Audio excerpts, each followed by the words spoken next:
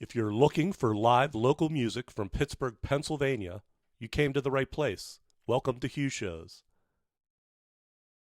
We're all at the Hugh Show. It's a lot of fun. He's got all the answers. Yeah, he's got them written down. So let's all watch a Hugh Show till he gets to number one. Yeah. Thank you so much for tuning in. I am your host, Hugh Twyman, and I have been writing a music and photography blog in Pittsburgh, Pennsylvania for 16 years. Check me out at HughShows.com and follow me on Facebook, Twitter, and Instagram at HughShows. My musical guest for this edition of Hugh Show's Social Distance Television is Coke Belda, a power pop musician whose solo discography, beginning in 2013, demonstrates his ability to craft the perfect 4-minute upbeat major-scale pop song. Hailing from Valencia, Spain, Coke relocated to Pittsburgh, where he worked from his home studio writing and playing most of the instruments on his latest album entitled Coke Belda 4, which was released a few weeks ago at the start of May 2020. And would you all please welcome Coke Belda. Coke, there he is. Coke, how you doing? Hey, Hugh, how are you doing? I'm doing well. Oh my God, I'm so glad to be here. I mean, this was a big surprise for me that we could do this, and I'm so excited. I'm excited too, and it was actually a surprise to me. As I do a lot of times, I look through Bandcamp, tagging Pittsburgh music, and I found your music and the album. Like I just did it last week, and your album was released at the beginning of May, and I was blown away at like how good your music is. I love power pop. I think it's just such a incredible genre, but I'd never heard of you, and I'm like, wow, okay. Thank you so much. That's so kind. That's very kind words. Thank you so much. I'm so happy that you enjoy the record and the music. So yeah, that's great. No, absolutely, and thank you so much for doing this. We're going to talk a lot about your history and your music, but first off, where are you located right now? You're from Spain, but you moved to Pittsburgh of all places. How come? Yeah. Well, the day job took me here with my family. So we didn't know when they told us that we were going to move to Pittsburgh. I have to be honest, we have to look at the map first, where Pittsburgh were inside of the U.S. We ended up here in Wexford, PA, which is north of Pittsburgh. And yeah, it's going to be 4 years next January. So it's going to almost 4 years here. So good journey, very interesting, very cool people. We love it here. It's great to be here. So you lived in Spain your whole life up until 4 years ago, basically. Yeah, more or less. Yeah, we moved prior to Pittsburgh. We moved to Stuttgart in Germany for almost another 4 years, and then directly to here. So it was actually Madrid, Stuttgart, Germany, and then now Wexford in Pennsylvania. I mean, that's a hell of a triangle right there. It is. Yeah. It is fun, and the good thing, of course, of moving, and I guess you understand. You meet so many people, and in my case, so many awesome musicians and types of music, and bars and places that you can go concerts. So it's always interesting to live in different cities. You learn a lot of everything in every place. And according to your job, you have a full-time job. How is the pandemic affecting your job, if at all? Well, if I can be totally honest, it's affecting, well, I'm not going to say positively well, but it's like, actually I'm in a company that we develop all these COVID ventilators, respirators for the patients. So you can imagine right now, my weeks are crazy. I'm starting 6 a.m., ending 11 p.m., trying to figure out how to get ventilators to the world and to the U.S. patients. So, and I'm only the one of the product managers of this ventilator. So imagine my life today. It's crazy. So is it like, I can just, from an outsider's viewpoint from the news, you're just going full force. Is there enough? It's May 22nd. We're almost 2 months into this. Is there enough ventilators to go around, or what's the deal from inside? I think that we all the companies are struggling because as you can imagine, one ventilator can have I don't know how many thousand components inside. If one component is not there, it's not arriving from any of the countries that we can get these components, it's impossible for you to build it. So I think everyone is struggling. We are multiplying our production as much as we can, but it's still, I mean, we do the best we can, or we ship hundreds of events a day. It would be great if we could multiply that times 10 or 20 or 40, and we will still have enough to deliver for the whole world. It's not the US, but the numbers in Latin America are growing. I'm from Spain. Spain was one of the worst countries to start with. So still a lot of work to do, and wait for the second wave of COVID. So be careful, stay home, stay safe, and just please do whatever you can to not to spread these things more than needed. So yeah. Well, it's amazing. Thank you so much for being able to do that, and it's so interesting to hear like somebody from the inside, like, like you're doing as much as you can, but you have to do what you just said, 40 times more to keep up with the man. That's amazing. Yeah. Wow. Let's move on to something brighter and your music, if you don't mind. You're going to play 3 original songs that you wrote. 2 of them are from your latest release, self-titled Coke Belda #4. This was released May 8th, 2020. And this was called Thank You, Paul. And it's a love letter to Paul McCartney, basically. Totally. I mean, I've been in love with the Beatles since I was born. Actually, my family history on the Beatles is pretty extensive. My father was the manager of the Beatles fan club in Spain in the 60s, and he could meet actually the Beatles in 1968, 1969. So I had all the records at home. I had many things. So I just was born with them. And Paul McCartney in particular, I think that it's a little bit of a trend now that if it looks like bad if you like Paul McCartney, because you have to love John Lennon, who was the revolutionary and do maybe the more deep songs. But then Paul McCartney has amazing songs with the whole career, not only with Beatles, but with Wings and everything that he done after that. So it was a matter to say, hey, I'm not ashamed to say I'm a big fan of Paul McCartney. I mean, I'm a big fan of the Beatles, of Lennon, Harrison, but Paul McCartney is one of the greatest composers in all time. Absolutely, and that argument has been around just because John Lennon seemed to write Revolution #9 and he was avant-garde, but I think it's been proven that Paul McCartney was the one going out and seeing all the avant-garde the musicians and the art and, the White Album artwork. And he was the one who was looking for all the weird, crazy stuff that John Lennon gets credit for. Yeah, that's true. That's true. I agree. So this song, Thank You, Paul, it's just as simple as that. It's just, thank you, Paul McCartney. You've done a lot for us, for the music, for the musicians, for the world. And there is a moment in the song that I make clear is that you cannot say he's better than John. I'll make a song for him another time. Maybe it's not the time now.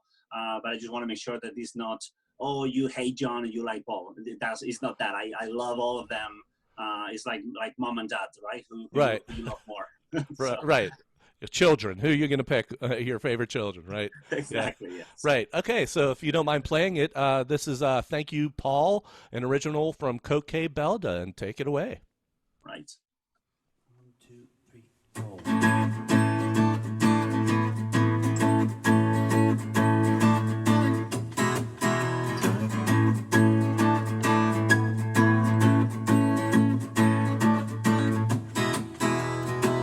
Another day around this town, nowhere to meet, no one around. I'm gonna listen again on the ground. Look if it changes, then one more time in downtown.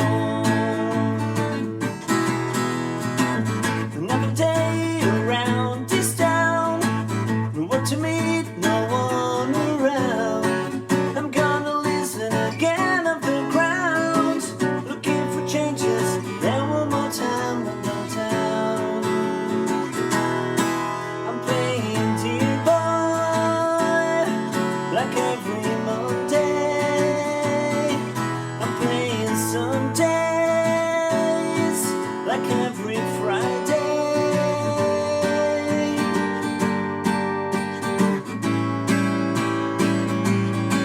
I'm playing your boy, it makes me happy. I'm singing 3 lines, and she's my baby.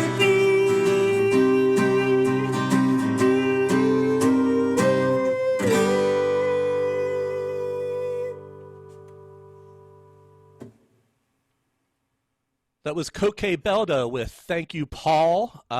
You just released, not too long ago, a video from the song, and there's a lot of imagery in the song, and it's actually fantastic. Can you talk about the animator? Sure. This is a bright guy in Spain. He's called Alvaro Ortega.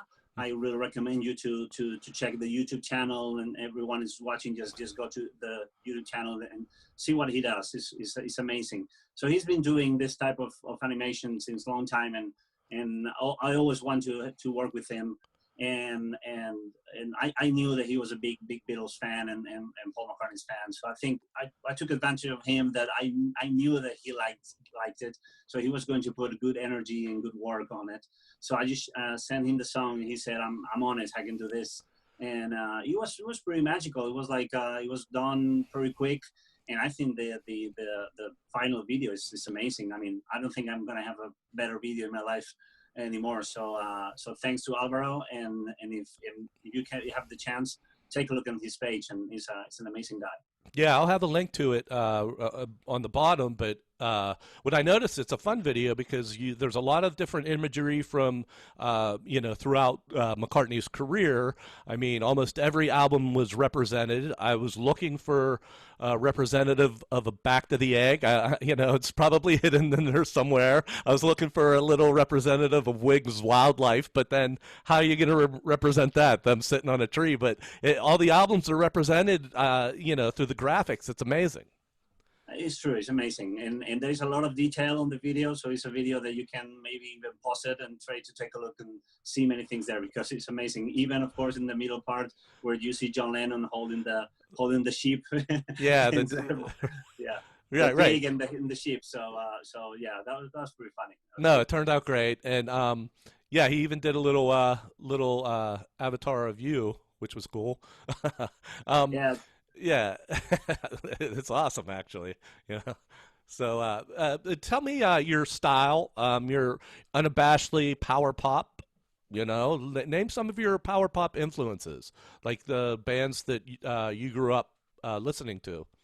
Sure. Well, starting with we're not going to consider the '60s power pop, but it's true that once we get to the Who, which is probably my second favorite band after the Beatles. I think the Who, when they get to this Who's Allowed, or a quick one, when they do let's say that, things like So Sad About Us. So Sad About Us is a song that is for me is like the pure power pop starting song.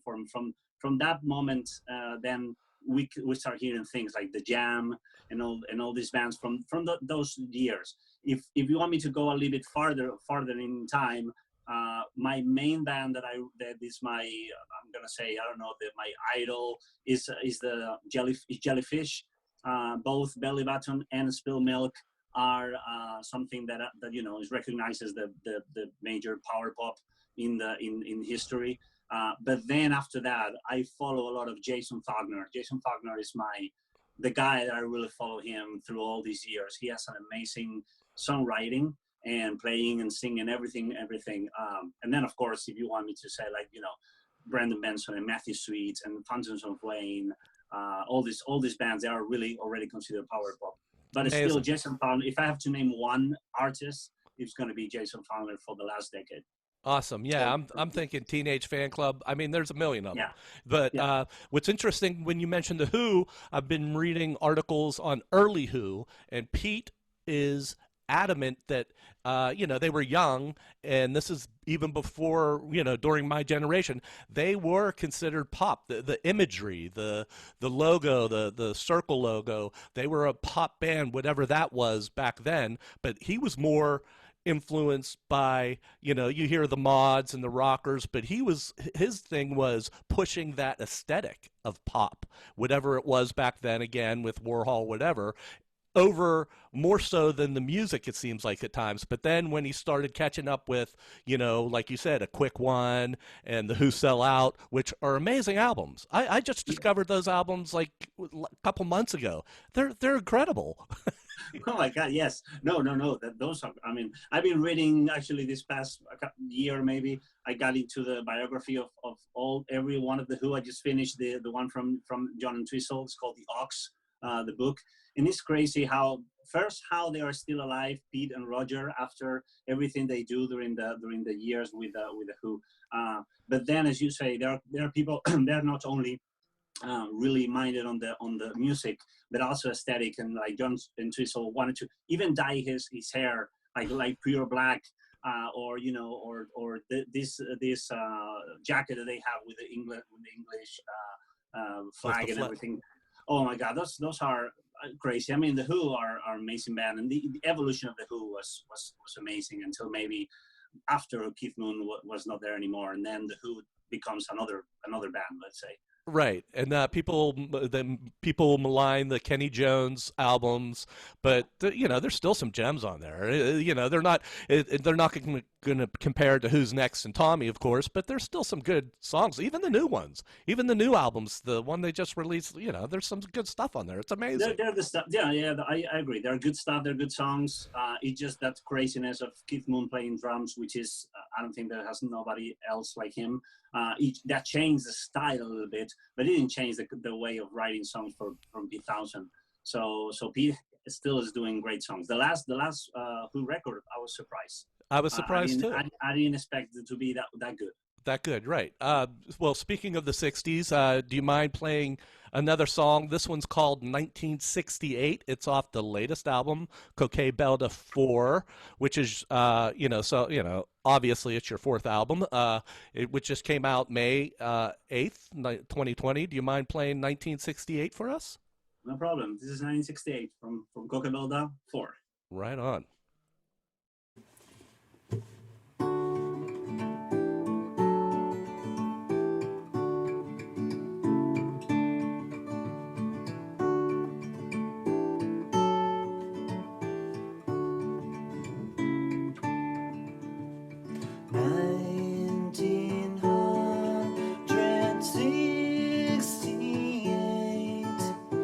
Magic year to send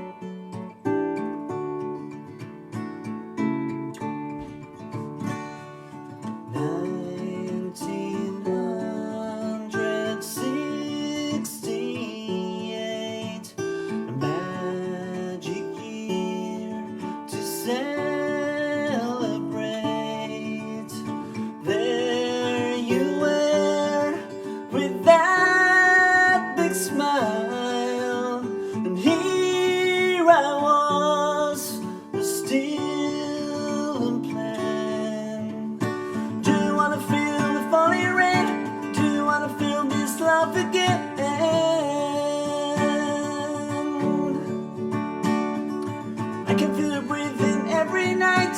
This is our dream to spend my life.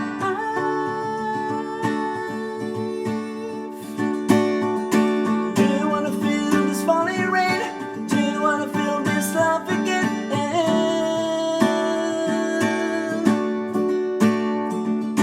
I can feel it breathing every night. This is our dream to spend my life.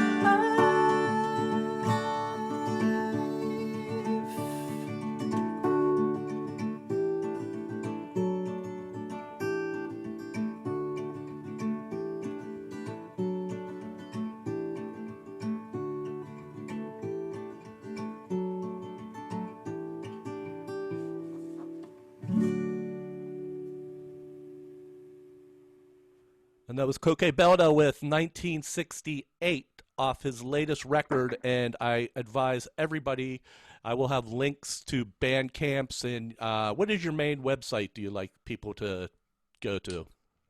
For the music is mainly Bandcamp. That's where I have all the records and plus all these little covers that sometimes I do just for fun. So I think it's the right way. But of course, I have Facebook. If someone wants to try to be friends, I'll be there. Yeah, definitely. Yeah, you did a cover. Your third album, technically, if we want to call that, was a Bee Gees cover album. Yeah, it's a whole Bee Gees tribute. Yes, and it was very fun. I'm also a big fan of the Bee Gees. All the years of the Bee Gees are great, but I try to avoid the whatever is called disco era or the falsetto years. But still, they have amazing songs. So it was pretty easy for me to record it, and actually, if I can tell you now, it's kind of exclusive. I'm finishing the volume 2, so it's going to be a Bee Gees tribute volume 2 coming probably sometime this year. Awesome. So the songs that you wanted to play on the first compilation is going to be on the new one, but don't expect any of the disco stuff. No, I think I'm getting closer, but I don't think I'm going to get there. Why is that? Because you lived through that time and it was just everywhere? No. I think the songs are amazing and the compositions are great. It's just the style that I don't think I can mimic that in a power pop way. That's what I want to do. For me, it was an exercise of taking the first years of the Bee Gees, where probably the quality of the recordings was not as great as it was later on, and try to make them a little bit more power pop, right, or more powerful. Right. So even in this record, I put a couple of songs before Bee Gees first. So even when they haven't even recorded a record, that's what I want to do, just to show the people they have very good songs. And if you have to listen through me, that I'm glad if you find those songs later on with Bee Gees, if it's with me. So that's the intention. Yeah, I agree. I mean, the whole disco thing for me, it was so overwhelming. I was 10 years old when all that happened, and they were everywhere, and you couldn't get away from them, and just ad nauseum, it just dug into your brain. But some of those songs are could be interpreted like Jive Talkin' has a really decent chord change that if you can bring it down. No, I don't think I could get that high, but there's some merit to everything. And even there's a band called Slobberbone, and then they're an alt country band, and they did a version of To Love Somebody. It's amazing. They do it in their own style, and it's just like, oh wow, what's this? Oh, it's the Bee Gees. And that always happens. It doesn't matter if the Bee Gees or the Who or the Beatles. The writing of the song is great. So more or less independent on the style that you play it or the music, then you're gonna think that the song is great. So it's hard to make bad covers of those songs unless you're really terrible. So so yeah, I understand what you're saying. Yeah. Do you have a favorite Bee Gees tune? Talking about picking favorite, is there one that stands out that you just love playing? Well, I that was the first song that on that record I did, the song Idea. I think the song Idea is so powerful on that record. That whole record Idea is amazing. And actually in the next one I'm doing Let There Be Love, that is from their record. And I don't know. I'm sure I can choose a song. I'll probably choose one today. If you ask me tomorrow, it's gonna be another one. Right, happens all the time. Yeah, so Yeah. I'm gonna check those out, and I hope my listeners they do so as well. We're gonna hear one more song. This is also an original. This is called "Hold Me Tight," and this is from. Is this your second record? Your full length? Yes, that was my second record. So the name of the record is Nummer Zwei, and that strange title is because it was entirely recorded when I was in Germany. So it means number two in German. Nice. That's the second record. And Hold Me Tight was, well, I cannot say the big hit, but from that record is the song that everyone came back and say, hey, you hit here something good. And actually it came in a couple of compilations from a couple of record dealers in Spain. So I'm proud of the song. I like it. It's not the Beatles one, even it has the same title. It's not Hold Me Tight. But I just noticed that. Yeah. Okay. yeah. So yeah, this is Hold Me Tight. So it's from Nummer Zwei. Cool. This is "Hold Me Tight," Coke Belda. I was late and kind of bored. The story of my life. Then the party started one more time. You just walk into the room, a precious shining light.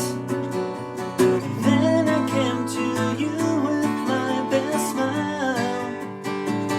I want you to hold me tight, no matter how my things turn out. So hold me tight, stay the way you are. I want you to stay the night. Happy times when we're together. Hold me tight, please, no matter what.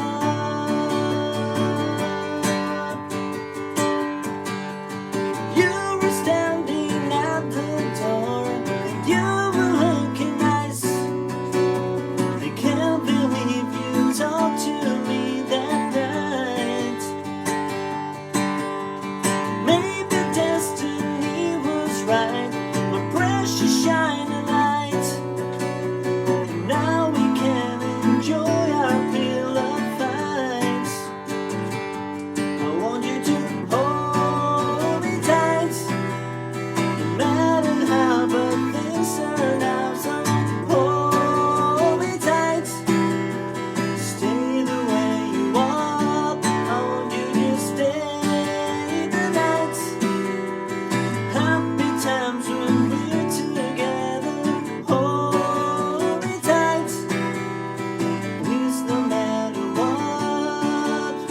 Please, no matter what. Hold me tight, no matter how my things turn out. So hold me tight, stay the way you are. I want you to stay the night. Happy times when we're together. Hold me tight, please, no matter what. Please, no matter what. That was Coke Belda with "Hold Me Tight" from Nummer Zwei. Did I say that right? Nummer Zwei. Nummer Zwei. Well, Look, I thought I'd be learning Spanish, and I'm learning German. This is awesome. that's Yeah. great. Well, I can't thank you enough for doing this, Coke. It's like a pleasure just to discover new music. Yours is like blowing me away, and just to have you here and to be able to talk to you and to see you during all this, it means so much to me. Oh, of course, Hugh. It was really a great surprise for me. And the music that I do, if I do recognize, if I'm recognized by you, by the listeners, that's why we do it, right? So I record it for that reason. Just want some people to hear it, and you let me know that you're liking it, and that's enough for me. Loving it. And you record everything at home, and do you have a studio basement, correct? Yeah, it's not really, as today we don't have studios, but we have something like that. So I'm getting better every year. Just get some new mics or new preamps or guitars and stuff. So I'm just getting better on the sound. Still, the mixing and the mastering, I have a good few friends that they help me with that. And I think the records ended up not perfectly sounding as if I go to a studio and spend thousands of dollars to do it. But anyway, this is my hobby. It's my second job. So I hope they are good enough for the audience. Yeah, and are these studios, or these people helping you, they're not from Wexford? I'm assuming they're in Europe. Yeah. The guy who does actually the mastering is called Anders Hellgren, and he was part of the band the Merrymakers from Sweden. If you don't know them, you have to check them. You have to really check them out. And he's a sound engineer, and he's a good friend. And he started mixing and mastering my first record, so I have him for all the records, for the four records right now.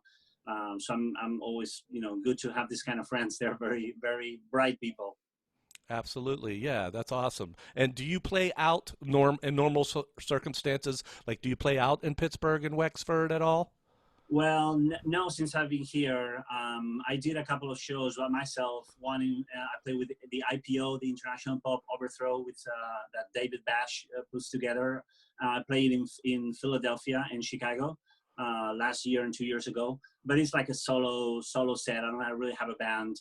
I don't really have a time probably to put the band together, or everyone to learn all my songs and sing, and so it's kind of difficult. If I see here myself here in long term, I have to think about it because I really miss it. Yeah, absolutely. Well, thank you for what you do in your day job. I mean, talk about crucial. I mean, please stay safe, and please keep your stamina up. But we really need you now, man. It's amazing, and I can't thank you enough for doing that. Sure, that's my job, but I'm really, I enjoy my job, but that this time is kind of hard. So yes, thank you so much for the kind words. It's important for us. Yeah, absolutely. It's important for all of us, and thank you for joining me. And I hope to talk to you again. This has been great. Yes, of course, Hugh. Thank you so much for the interview. It was amazing. Great. Yeah. So much pleasure. Thank you so much. Appreciate it. Thank you, Coke. And thank you all for tuning in. I appreciate it. You can check me out at HughShows.com. Follow me on Facebook, Twitter, and Instagram. And as I always end the show, support Pittsburgh music. You're officially Pittsburgh now. Support Pittsburgh music. Right on. Thank you, buddy. Thank you, Hugh. Thank you so much. See you next time. See ya. Bye. Bye. We have a way of explaining things to Hugh. Yeah, we have a way of explaining things to Hugh. Yeah, we have a way of explaining things to Hugh. Yeah, we have a way of explaining things to Hugh. Yeah, we have a